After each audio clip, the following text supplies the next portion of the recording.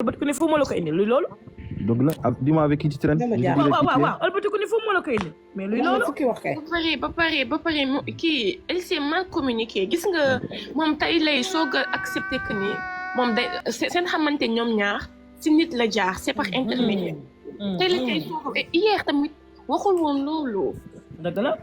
te xanaa comprendre leen gis ngeen dinaa leen xamal benn affaire. Mame Ndiaye nag fële dal ko parce que làmmiñ bi rëy. làmmiñ bi rëy mënul garder. làmmiñam dafa rëy ci Sénégal moom dafa garder maanaam silence moom mënu ko moom silence koré la yemale. waaw yéen xanaa xamoo ne xaalis Mame Ndiaye mi du xeesal de. xaalis Mame Ndiaye mi du xeesal kay. du xeesal de lobby la xam nga ma nekk si ginnaaw Viviane ak Pape Diallo ñoo nekk si ginnaaw Viviane ak Pape Diallo. déglu ma loolu boo si duggee xaalis bu bëri ngay am gars yi dañuy ñëw xoolal fëgg la pour opposer la yow boo accepté yow da nga yow yéen tamit dañu waxante dëgg gars yi yow boo jógee dem xaritoog Viviane sax kañ la yàgg na ba mu doon dugg ñoom dem na ba kër Viviane Ndour waaw Viviane invité na ko ba këram Pape Cheikh invité ko ba këram waa dem këram boobu lan lay signifié lan lay signifié waa léegi kenn daa xam léegi moom lan la fa def te nee na amul numéro Pape Cheikh Diallo waaw soo amul numéro Pape Cheikh Diallo nu def ba woo la pour invité la ci émission bi moom kay wax na fukki wax ak juróom c'est bizarre chaque jour moom bu génnee day dugal boppam rek chaque jour tey daa génn di communiquer daa baax wax na Zobalde wax na daa baax wax na te Zobalde moom premièrement moom nekkate université lay jàng xaw ma administrative la à université wala du moom noonu laa li ci journal kii bi non kon du moom kon keneen la. xaw ma nan Basirou xaw ma nan tamit am na keneen ku ñu arrêté Basirou xaw ma nan koo xamante ne administrative la ay université Cheikh Anta Diop administrateur ay moom daal moom ku xam góor jigéen daal moom loqati ko rek ku xam góor jigéen génne ko gars yi ngeen daw de instant moom xajal ma jàll rek yow xanaa xamoo ne gars yi ñoom meluñu woon nii fii Sénégal xam nga fa lañ gënoon a rakkaaj Europe ak Mauritanie ñoom ñemewuñu woon def lii Sénégal mais ñi bi ñuy faloo ba tey jii la góor jigéen ñi mel ni Sénégal mais góor jigéen ñi amuñu woon fit bii mais Mauritanie ña nga fa ne xas fees fa dell da nga fees dell Mauritanie ñoom ñoo leen di toggal seen xew yi Mauritanie ñoo leen di instant bi may la booy instant bi góor jigéen ñëpp a daw booy même TikTok bi sax góor jigéen yi daw nañ instant bi benn góor laa fi gis mooy kooku ñëw fi nu mu tudd tamit casino xaw ma Mimi ça va ça va bien ma chère ñii daal moom ñoo ñu rey sama turando Thomas instant bi manquant pourquoi boobu kese moo Thomas yow rek laay topp xam nga loolu ñun ñoo may góor jigéen ñi fii du ma nelaw tey soo ba nga naan maa ngi tëdd si laay toog a nelaw ma ak yow ñun ñaar yow rek laay topp Mimi kenn du yow yaay Amazon yaay jàmbaar macha allah. barke yàlla la diva jërëjëf waay merci beaucoup yaay sama Thomas. yaay sama madame waaw madame merci waay. man Mimi laa tudd. Mimi nga tudd. waaw Mimi laa tudd chaque jour ma naan Thomas loo dégg chaque jour ma la koy wax. wax nga dëgg. yow rek laay topp maa Mimi. jërëjëf maa ngi koy apprécié. waaw tubay yëmbax boo gis te xamal na moom la tubay yëmbax yi. waaw d'accord doon tubay yëmbax yi. waaw. foo leen gisee ñoom la. yow mii looy wax ni borom tubay yëmbax yan. yëmbax yi duñ tubay bu seet tubay foo gisee yëmbax. dafay nooy def lee bi la. maa la wax loolu. lee la. looloo seen carte d'identité tubay yëmbax yi. ak seen chemise ak suñu xonk yi. ak seen chemise yi ñuy tijji lañuy. merci ak suñu seetlu li ma la wax Mimi ak suñu xonk yi. loolu mooy seen carte d'identité. yàlla yàlla mosoo si ñoom Mimi yow rek yaa baax si ñoom. chaque jour ma tapatal la yow rek yaa baax si ñoom. sama compte bi dañ ko naroon tëbal ma daw. kenn du ko tëbal ñu ngi sa ginnaaw di la tapatal damay coupé rek ñu signalé ma coupé rek ñu signalé ma daw. yow kenn du yow Amazon nga ñu ngi sa ginnaaw ñu ngi lay tapatal fu ñu toll. jërëjëf waay jërëjëf. merci beaucoup Thomas maa ngi sa ginnaaw. waaw d'accord. aywa. ok man daal instant bii li nga waxoon keroog rek. nañ vérifier pax jëkkër yëpp nañ leen vérifier ku am jëkkër ñu vérifier. am na ku ma ko wax de mënuma vérifier sama paxu jëkkër ma ne ko da ngay futtee ko ba sa ci kanamam. yëfi gaf ngay futtee ko ba sat ci kanam mu ne ma xam nga dama yor ay xale moo tax. waaw doon ma yàgg sa doom yi yéen a bokk nekk de. doon ma yàgg sa doom yi bokk nekk ni ngay wëradi. nañ bàyyi mbojo yi sew yi ñu tudd ponkal. mais gars yi. man xam laa kontaan. sida bi dafa mel ni bopp buy metti quoi. mais mi ngi ko ñemee jaaxal na ma nañ ñemee sida nii. mais sida bi dafa mel ni bopp buy metti rek bopp buy metti. ñëw rek ñu ngi sida. man dama yaakaar ni. lii balaa la si ñoom. waaw mais xam nga tamit. lii balaa la si ñoom li yàlla moo ko wàccee. waaw loolu merci beaucoup. li wàllaate nii lii balaa la. non du loolu xam nga sëy si ginnaaw tamit ak a gaaw. cambay ak a gaaw ci sida. dama yaakaar ni. li ma jaaxal mooy naka la góor di xoolee moroomu góoram di am yëg-yëg. waaw parce que si ginnaaw bi lu bon yëpp foofu lay jaar quoi. kolo sida moo fi jaar kolo sida. gaa yaa ngi doorante rek. kolo sida fi jaar de yàlla si yàlla ah gars yaa ngi ci kawam ñu sol émori ji di daanu Mimi ñu dugal bu fekkee imagine-toi gars yi ñoo imagine-toi calculé nga yor sa téléphone nga jël góor di envoyer message bébé tu manques bébé tu fais quoi je veux te voir imagine-toi man xool sama yaram baa ngi daw sax. et puis kii ñun de user deux fois dañuy doorante da ngay am xoolal dañuy doorante keneen bu nekk kat da ngay gis émori bi wàcc wuyaa yow mu dox xamee yow. après mu jëlaat loxo bi mu ne ko coppam ci biir jëlaat couche ba ne ko takkee yow noo ko xamee. Mimi Tambay. Mimi pourquoi commentaire yi di wax wàccil user qu'est-ce que j'ai fait moi ah les faux daal bu leen faale. bàyyi foofu bu leen faale. yow yaa wax fii live tubaab la gis nga fii ay bocc duñ fi dugg sida bi dafa bëri parce que loolu sëy si ginnaaw dafa gaaw parce que lu bën bi foofu lay wàcc Tambay. donc sida daa gaaw quoi loolu sax quoi waaye da war nañ xool laboratoire bi.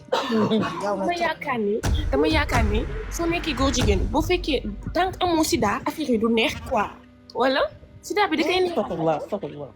ah mais je comprends pas parce que ñoom ñëpp sida. ñaan si yàlla musal. yetti na trop. yàlla musal ñëpp kay. nan lañ koy dégg rek.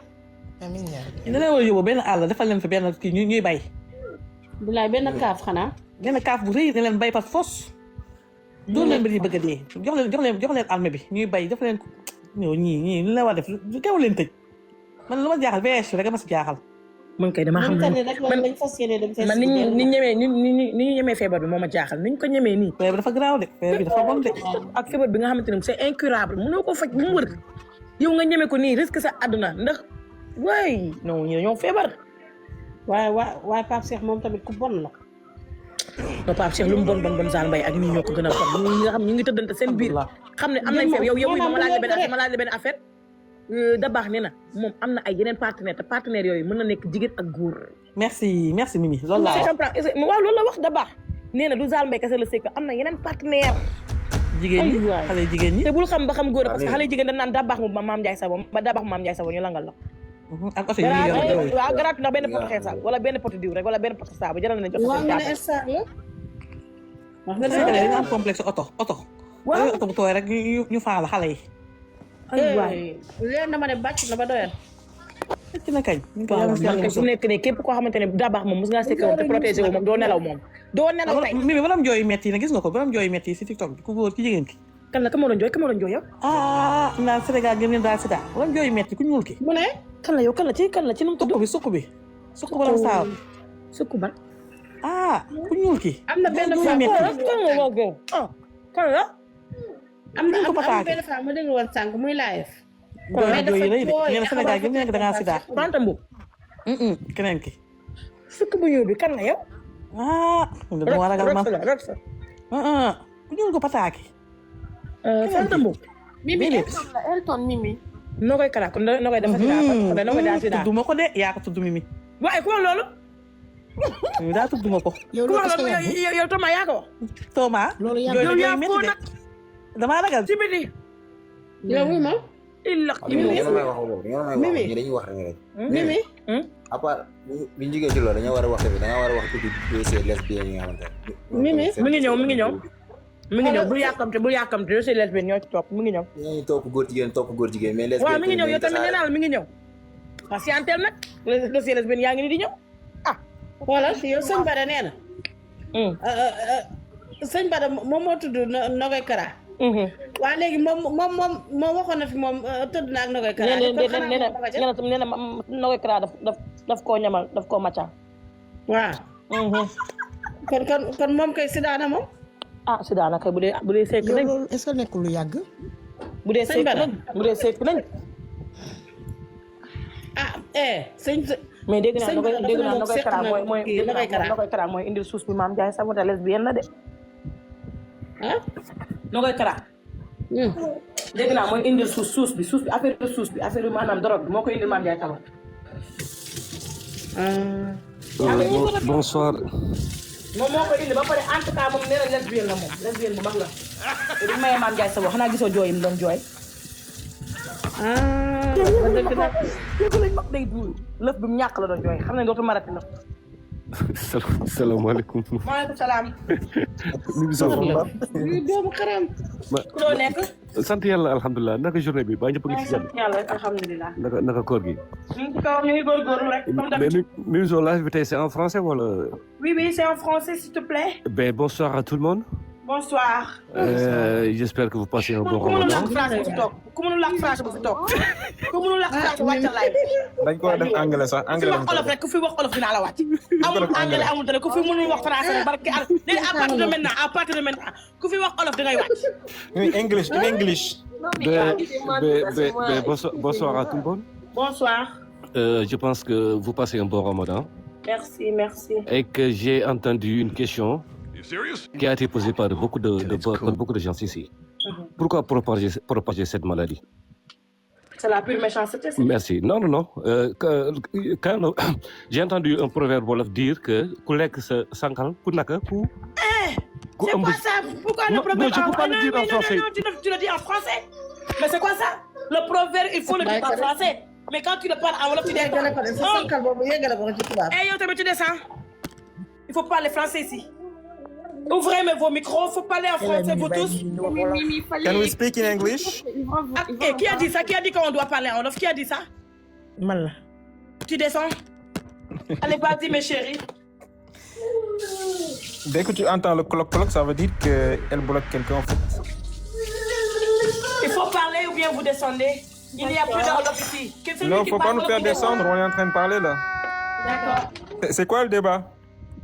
On parle à propos de Mame Ndiaye Savon et ses employés qui ont eu le virus du sida et qui le partagent volontairement aux gens. C'est ça qu'on parle aujourd'hui. Mais elle a dit qu'elle n'était pas au courant en fait. C'est une menteuse. Attends. Borom gorom.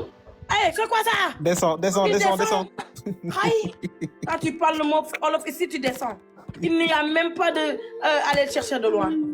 Quand tu le parles, tu descends et puis tu ne reviens pas. Quand tu parles un seul Olof, je vais te donner la deuxième chance. Si tu parles un petit mot français, tu descends. Tous les jours, t'as un nouveau challenge. Faut même pas essayer mon Olof.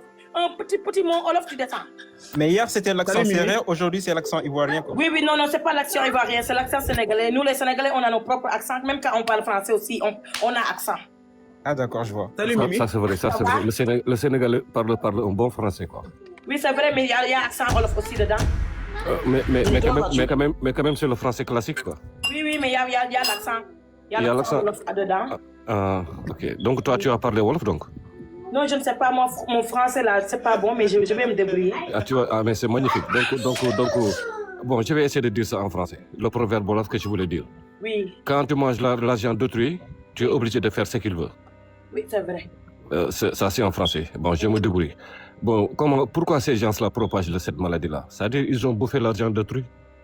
Bien sûr, Pape Cheikh Diallo et de Viviane. Voilà, merci. Non, je parle des grandes puissances des lobbies. Viviane Ndour, Pape Cheikh Diallo et d'autres.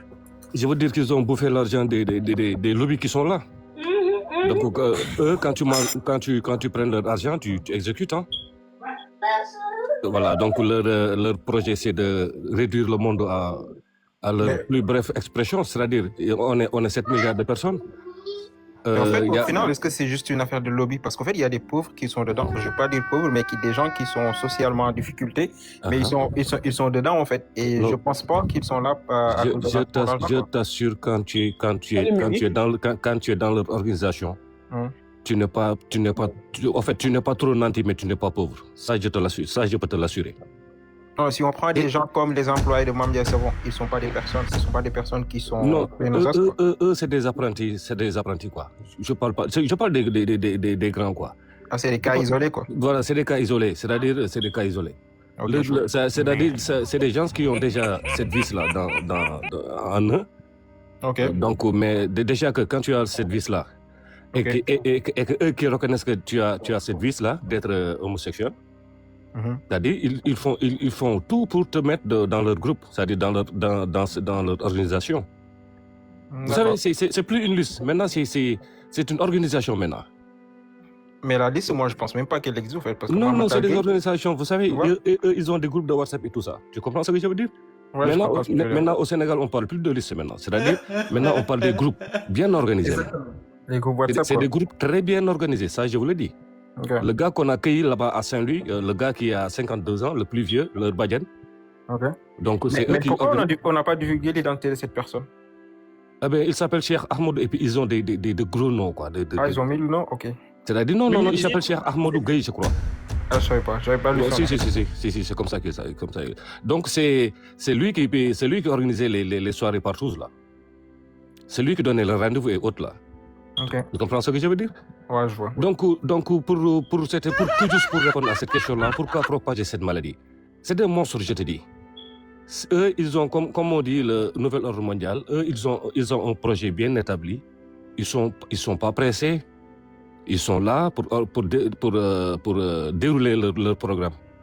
Et pour qu'ils déroulent bien leur programme, dans ce monde, actuellement, on est 7 milliards et quelques de personnes. Donc, pour dérouler leur programme, donc, il faut diminuer le maximum possible de personnes dans ce monde-là pour bien dérouler leur plan. Je ne sais pas si vous me comprenez ou pas. Ici. Vous me comprenez ce que je veux dire? Donc, propager cette maladie-là, non seulement quand tu es homosexuel ou bisexuel ou lesbienne ou autre, LGBT, ils ont même ajouté LGBTQ, je ne sais pas. Ils ont même ajouté 2 lettres. C'est des comédiens, quoi. Vous comprenez? Ouais. Donc voilà. Donc, ça, je vous le dis, ils sont bien organisés. Et puis, ils nous ont infiltrés depuis très longtemps. Ils nous ont infiltrés depuis des années et des années. Vous savez pourquoi ce machin-là a ce tollé-là? C'est-à-dire, on a accueilli 2 soi-disant stars qui ont un nom ici au Sénégal. L'animateur et le musicien. C'est pour cela que cette affaire-là a un tollé. Tout le monde en parle. Mais ils sont là depuis très longtemps. Vous savez, cette histoire-là, quand il y avait pas ces 2 gros noms-là, mais ça va passer naturellement, comme d'habitude. En fait, est-ce que la situation, ça se résume pas au fait qu'il y a 2 cas différents? Il y a d'abord le premier cas, c'est qu'il y en a ceux qui font partie du lobby, et l'autre cas, c'est qu'il y en a qui sont dans le vice, quoi, qui sont comme ça, mais qui font pas partie d'un autre lobby. Et c'est la raison pour laquelle ils sont pas riches, ils ont pas d'argent, qui font partie qui sont au bas de l'échelle sociale, quoi. Mais tu as bien compris. Mais c'est à partir de ces vices-là qui sont, je dis, au départ je disais qu'ils sont très bien organisés. Recrutés après pour très bien, c'est des histoires de recrues. Leur cercle, quoi. Comment il s'appelle ce français-là, cet imbécile-là qui a... C'était Robert Pierre. Voilà. Ouais. Qu'est-ce qu'il fait lui? Il n'est pas là, mais il finance. Il finance pour ouvrir des écoles sexuelles. Ils ont pris des enfants de 8, 7, 10 ans, 15 ans. Mais lui, il est dangereux, mais il n'y a pas plus dangereux que le Sénégalais qui est là, qui accepte qu'un blanc qui vient d'un autre pays, le même blanc qui avait colonisé tes ancêtres, qui ont répandu la haine vous savez, autant d'esclaves. Le manque de ressources dans l'Afrique, le manque de progression économique dans l'Afrique. Et toi, en tant qu'Africain qui doit avoir cette mémoire en toi, toi, tu te permets de prendre l'argent de cet homme et de propager le virus en fait pour nuire à ta propre société. Ça c'est vrai. Mais autant d'esclavage là. Qui vendait nos grands-pères là? Bonjour. Bah c'est eux. Donc, qui vendaient nos grands-pères, ce sont nos grands-pères qui vendaient nos grands-pères. Bah si on veut parler Wolof, mais Mimi a dit non en fait. Ben on demande à Mimi Zo. D'accord, tonton, vous évitez certaines paroles parce que ça saute le live, d'accord? Mimi? Ok, j'ai compris. Mais pour terminer, mon élocution là, ça dit, je vous dis que c'est ça. C'est-à-dire, ils nous ont infiltrés depuis. Ah, Mimi, xanaa mooy nelaw. Ah, Mimi. Ah, il est parti le tonton. Mimi. Mais qui l'a fait descendre? Mimi. D'accord, on continue. Qu'est-ce qui se passe ici? Xanaa mooy nelaw. Il y a des élèves qui parlent Wolof ou bien? Xanaa mooy nelaw. Qui a dit ça? Qui a dit ça? Mimi. Baye Fall. Waaw. Je te bloque. Mimi. Non. Tu dégages de mon live, espèce de sale voyant comme ça. Dégage. Oui. Mais Mimi, j'ai une question à te poser. Oui. Bah, le problème qui m'intrigue, c'est que ici au Sénégal, auparavant, les gens avaient peur du sida. Quand ils entendaient cette maladie, ils fuyaient. Mais actuellement, ils n'ont plus peur de cette maladie. Mais il faut parler à tes modérateurs parce qu'il est en train de descendre ceux qui parlent français, quoi. Les gens comme ça, mais pourquoi vous faites ça? Mimi. D'accord, faut continuer ta question, toi. Bah, en fait, c'est parce qu'il ne parle pas français, ton modérateur, je pense. Non, elle parle français, bien sûr. Mais elle est en train de descendre les gens qui parlent français, en fait. Dis-moi, faut pas descendre les gens, s'il te plaît. Ah, il faut pas descendre, hein. Sinon on te descend tout de suite. Voilà. Vous savez, ils sont en train de banaliser cette maladie-là pour encourager les autres. Vous comprenez? Exactement. Voilà, ils sont en train de banaliser cette maladie-là. Bonsoir, madame. Ils sont en train de banaliser cette maladie-là pour encourager les autres. Sanchez, en fait, Yeah. moi, c'est ce que je voulais dire, parce que je voudrais alerter sur un truc qui se passe et qui est très très grave, parce que les gens commencent à même douter que ces tests positifs soient, je ne sais pas, ils se disent Oui, non, c'est ce qu'Adamo a dit aujourd'hui. et je pense que c'est extrêmement grave. Je suis choquée, c'est ce qu'Adamo a dit aujourd'hui. Bah, en fait, je vais expliquer, tu vois ce qui se passe. Parce que là, non mais là, ça se voit que c'est une chose réelle, parce qu'ils faisaient des partous et ils faisaient des relations sexuelles non protégées. Donc je pense que c'est normal que voilà, ils se contaminent entre eux. Bah, en fait, tu sais, c'est quoi le problème? Le problème, c'est qu'au voilà. Sénégal, les gens, ils n'ont pas une conscience sexuelle, en fait. Il y en a beaucoup, ils savent, ils pensent que le préservatif, c'est juste pour ne pas enceinter la fille et ne pas se protéger contre les maladies. Il y en a beaucoup qui ne le savent pas. Et tu te rends de cette bêtise dans la tête des gens à force qu'on donne des noms dans la liste, au fait. Tu vois, les tests qui sont toujours positifs, c'est tout à fait normal. Déjà, en laboratoire, en fait, ils commencent par un test simple, un test rapide. Et ce test, s'il est positif, ils vont le confirmer par un autre test qui est beaucoup plus poussé. Et c'est à ce moment même qu'ils vont publier les résultats. Mais justement, les gens, ils se basent sur je pense que le ministère de la Santé devrait prendre ses responsabilités et faire passer l'information. Et faire en fait, passer l'information c'est quoi et le surtout souci? dire les méthodes par lesquelles voilà, les gens peuvent se contaminer. Parce qu'il y en a beaucoup qui croient que juste en remuant une marmite, voilà, tu peux contaminer l'autre. Non, ça Voilà, fait il de faut- penser ça. Mais tu voilà, sais, c'est il quoi faut le souci? rédiger, C'est que c'est cette bon. information, elle est disponible sur Internet par un simple, juste le fait de taper quelques mots pour savoir quels sont les moyens, laisse-moi juste finir, quels sont les moyens pour se contaminer en matière de VIH. Tu auras tes réponses, mais les gens, en fait, ils ont la paresse intellectuelle de faire ces recherches. Ça ne les intéresse pas du tout. C'est juste ça. Ouais, c'est ça. Non, c'est ce que j'ai dit. Ils sont en train de décourager, ils sont en train d'encourager les autres pour dire que c'est une maladie comme toute autre. Tout à l'heure, c'est Adamo qui a dit ça tout à l'heure. Et que ça se soigne pas. Il y a pas un remède pour ça. Il y a pas de vaccin contre le virus. Il y a les comment dirais-je là, les médicaments là qui prennent, comment on peut. C'est les rétroviraux. Les rétroviraux, c'est à un moment donné, et puis il faut que tu sois strict sur tes, il faut que tu prends les médicaments correctement et pendant des années pour ne plus donner transmettre cette maladie à quelqu'un d'autre. Il n'y a que ça, mais c'est une maladie incurable pour l'instant. Ah ouais, Il n'y a pas de médicaments, il n'y a pas de piqûres, il n'y a pas d'autre. Mais sinon, Mimzo, j'ai lu un message là qui m'a un peu tiqué. Bon, et elle dit les linges sales se lavent en famille. Celle-là, elle veut qu'on parle wolof quoi. Ay man, waa kon nañu wax olof. mais débat bi mu ngi viré. Bon, voilà, donc c'était ça. Donc il faut être toujours concentré. Et féliciter encore ma sister d'amour, Mimzo. Merci beaucoup. Tu es yaa ngi ci voilà astafurlah balaa ñu may wàccee yaa ngi ci loo xam ne on t'encourage parce que Ah, ku lay wàcce? même Ku lay wàcce yow? Modérateur bi day wàcce de. Ah, lu tax mu lay wàcce? waxal olof. Sànq de tëbal na ma. Waaw, garaawul waxal olof rek. donc ñu ngi lay encouragé oui. Tout à l'heure, dañ la wàcce, non?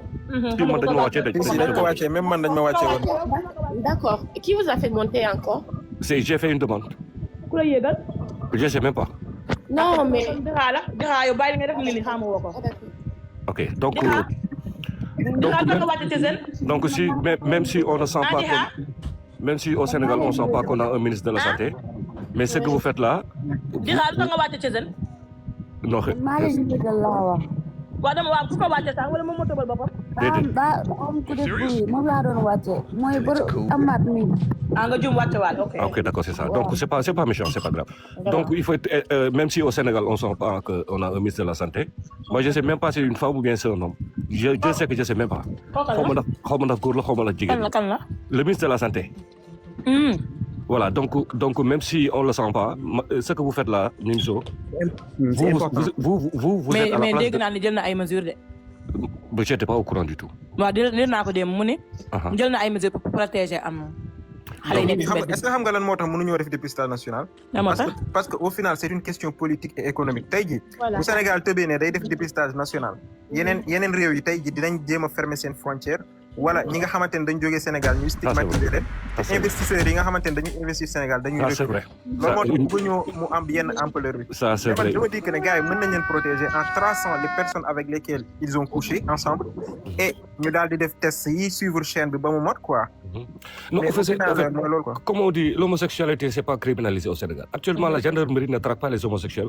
Ils traquent les gens qui ont cette maladie-là et qui font exprès de les transmettre. Mais actuellement, traquer c'est pas criminalisé être homosexuel au Sénégal.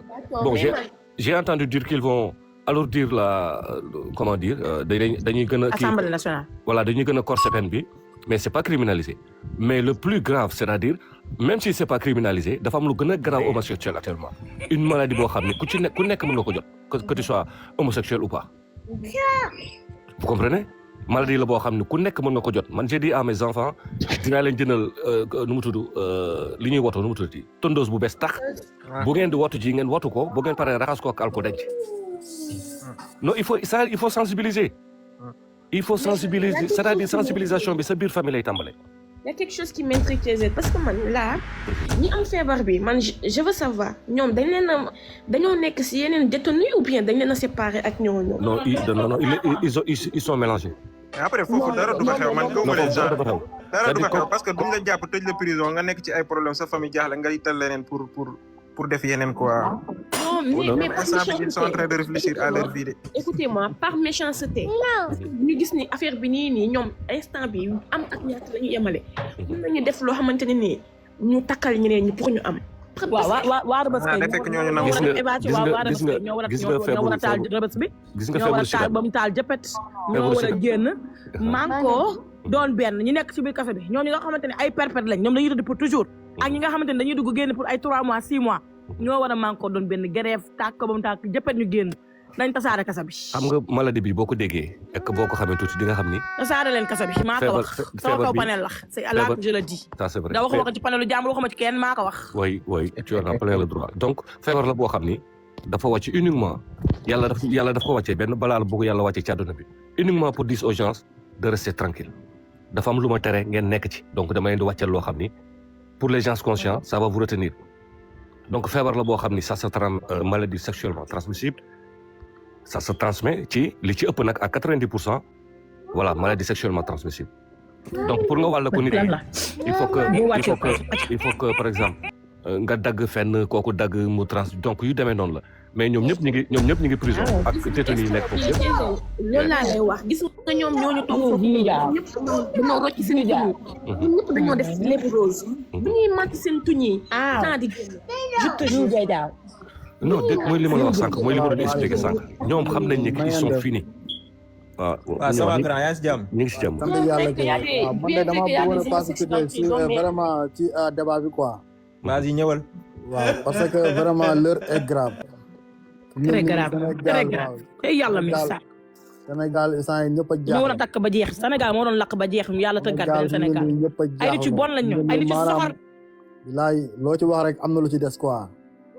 ndax dara gënul ñaaw yor feebar di mu wóor na da ngaa feebar ngay wóor di koy wàlle waate ay nit loolu maanaam yëfi malal dëgg la waaw te nag gars yi tamit dafa am lu ñuy fàtte quoi ci benn côté gis nga feebaru sida bi nekkul ne tamit maanaam nit ñi doon koy joxe gis nga même xaj yi ñu yar ci kër yi ak di koy xam tamit daf koy joxe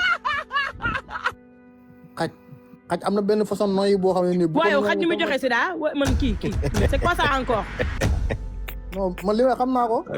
mais yow ban xaj ngay gis muy joxe sida yow foo yow ban dëkk nga nekk ban dëkk nga nekk. mais yow xaj la rage lay ban non waxuma Sénégal de ban raison laa wax.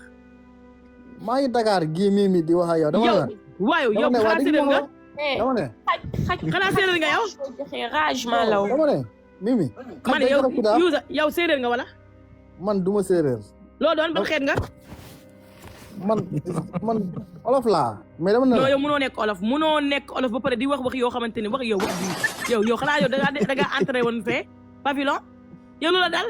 déedéet entré wu ma fenn de. ana xaj ak joxe sida da ngay gis nit kuy tëddee xaj. non waxuma tëdd bi de. waa léegi yow xaj naka lay nooyee mais xaj naka lay nooyee di joxe sida ay man fu ma jóg. maanaam man yow dama wax pareegu ma. nga dagg ma yaakaar jaawale la rage. non waxuma sa rage gis nga dama ne la xaj yi ni yar nii ci kër yi ak di koy toppatoo ak di koy raay ah xaj bi am na nu mu lay jege nga nooy mu nooy nga nooy boobu virus boobu mën na la dugg. la jox sida léegi xaj bi fan la jëlee sida boobu doon. non saa waay xoolal ji nga sida virus la. kenn du ko tëbal ñu ngi si ginnaaw dara tapatal damay coupé rek ñu signalé ma daw. yow kenn du yow Amazon nga ñu ngi sa ginnaaw ñu ngi lay tapatal fu ñu toll. jërëjëf waay jërëjëf. merci beaucoup Thomas maa ngi sa ginnaaw. waaw d'accord. aywa. ok man daal instant bii li nga waxoon keroog rek nañ vérifier pax jëkkër yëpp nañ leen vérifier ku am jëkkër ñu vérifier. am na ku ma ko wax de mënuma vérifier sama paxu jëkkër ma ne ko da ngay futtee ko ba set ci kanamam ah yëfi gaf ngay futtee ko ba set ci kanamam mu ne ma xam nga dama yor ay xale moo tax.